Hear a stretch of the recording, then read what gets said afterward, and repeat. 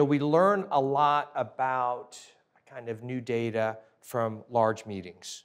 And the large meetings always fight for important findings. We've got, from a urologist standpoint, AUA, from the medical oncologist standpoint, ASCO, ASCO-GU. Most recently, we've had ESMO in Europe. It's a nice chance to go overseas, get probably a little food, a little wine, but most importantly, to learn about what's the latest in terms of the data that comes out.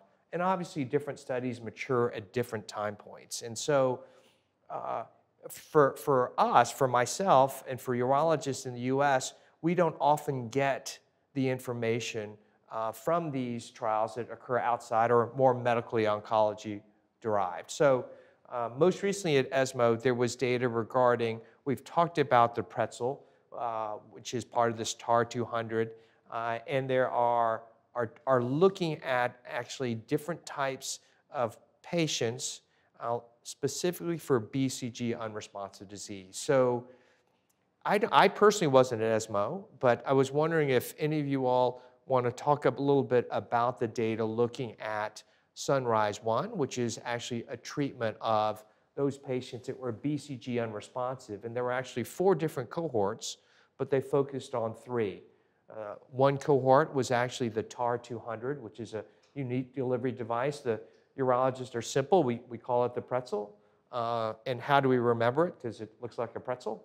So as a result, we know that's a special delivery agent that has impregnated in it gemcitabine.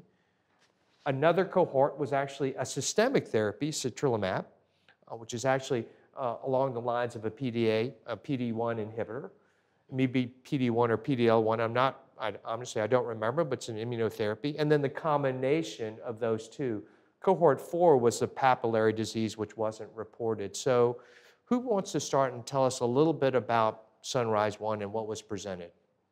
I'm happy to go ahead. Yeah. I think, the importance of Sunrise-1 is it's giving us this TAR 200, which is an intravesical delivery system for gemcitabine. It changes every 3 weeks until week 24, which is something we need to contrast with other intravesical therapies that might be given at a longer window of time. So that's something important. It also provides us data of this new citrilimab PD-1 inhibitor, which we might contrast the data that we have with pembrolizumab. But I think it's very interesting that they kind of did this mix of the citrilimab plus the TAR 200 gemcitabine intravesically. And it's kind of astonishing to see that the response rates were not increased with the combination therapy. And the single use of the TAR 200 device was the one to have the highest complete response, and the highest complete response at 12 months.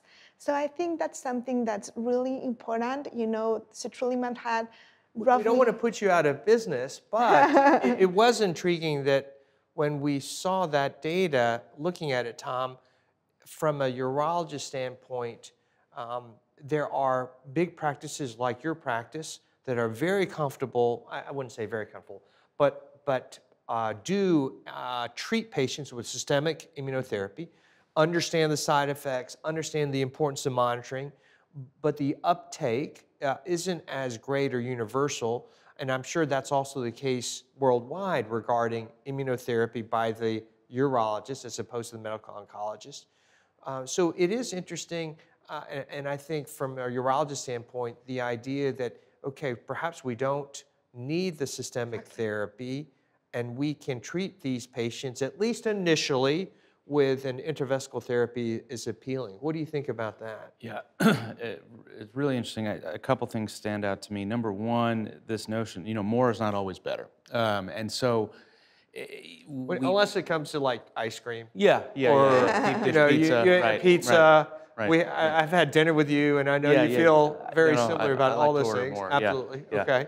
But really, it's true. Is we kind of are in this way in oncology of okay, well, let's stack up all the treatments and see how they respond. And sometimes that really is the best thing, especially for patients who are younger and can tolerate toxicity. But this was really important because, as you said, the uptake, especially in urology, of systemic therapy for BCG unresponsive disease has been very low.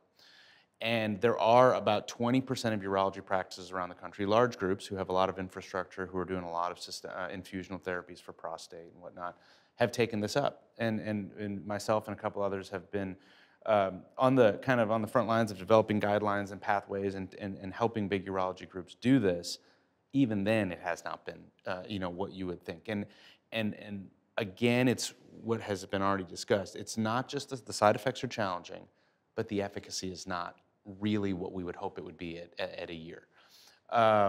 And so that, I think, both of those factors are important. So I think Sunrise 1 was important because really, really high CR rate, and we've seen all of these trials read out, and they're very different trials, so you can't compare across the board, but we still haven't seen a CR rate in the 80s, and I would argue that it really goes to mechanism of action and the fact that there is a continuous reception of the treatment by the bladder as opposed to this intermittent treatment that we usually see from these intravesical therapies that are poorly sustained and get voided out.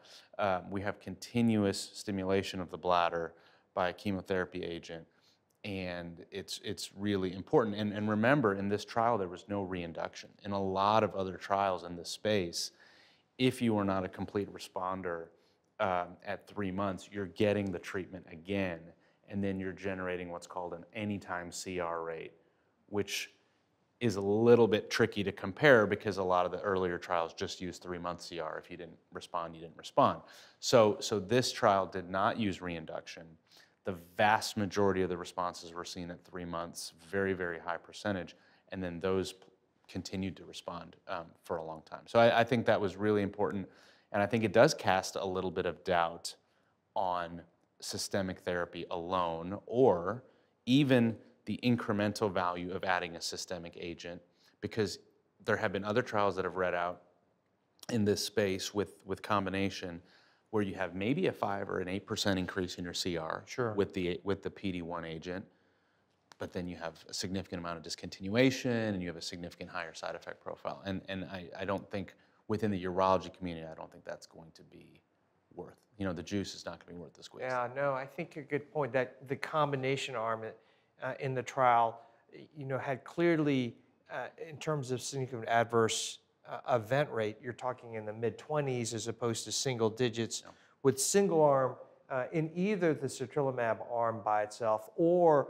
with the TAR-200 by itself. So the combination seemed to be a little bit more difficult to tolerate, more side effects.